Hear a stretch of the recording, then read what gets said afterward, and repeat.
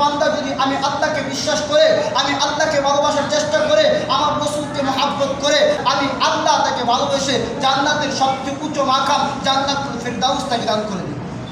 জান্নাতে যেতে চান না, তাহলে কি করতে হবে? রাসূলের আদর্শকে মহব্বত করতে হবে, রাসূলের নামকে না, রাসূলের আখলাককে মহব্বত করতে হবে, রাসূলের নামকে না, রাসূলের সুন্নতকে মহব্বত করতে হবে, রাসূলের নামকে না।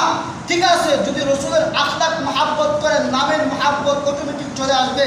যদি রাসূলের সুন্নতকে মহব্বত করেন, নামের মহব্বত অটোমেটিক চলে আসবে। যদি রাসূলের কাজকে মহব্বত করেন, নামের মহব্বত অটোমেটিক চলে আসবে। তাহলে আমাদের করণীয় কি? রাসূলের কাজকে, রাসূলের আখলাককে, রাসূলের চলাকে, রাসূলের সমস্ত কর্মকে মহব্বত করা যাবে তো ইনশাআল্লাহ? যদি করতে পারি তাহলে কি করতে হবে? রাসূলের আখলাক কি ছিল? নামাজের টাইম হয়েছে, আল্লাহু আকবার আল্লাহু আকবার আকামত দিতেছে আর আযান দিতেছে, আর রাসূলের আখলাক ছিল দোকানে বসে মানুষকে দিয়ে চা খাওয়া।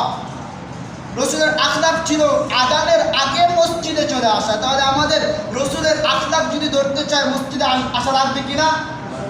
আসা লাগবে। আমি আর আপনি আসি, তাহলে আমি আর আপনি যে বলতেছি আমরা রাসূলের আশিক, তাহলে বোঝা গেল কি?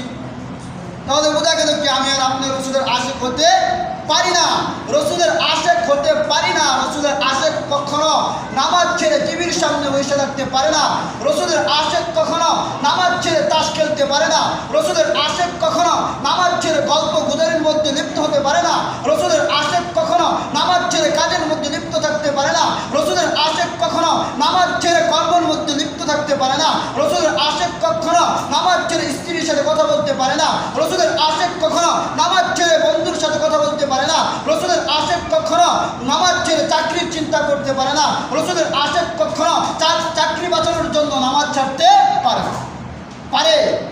রাসূলের আশিক যারা তারা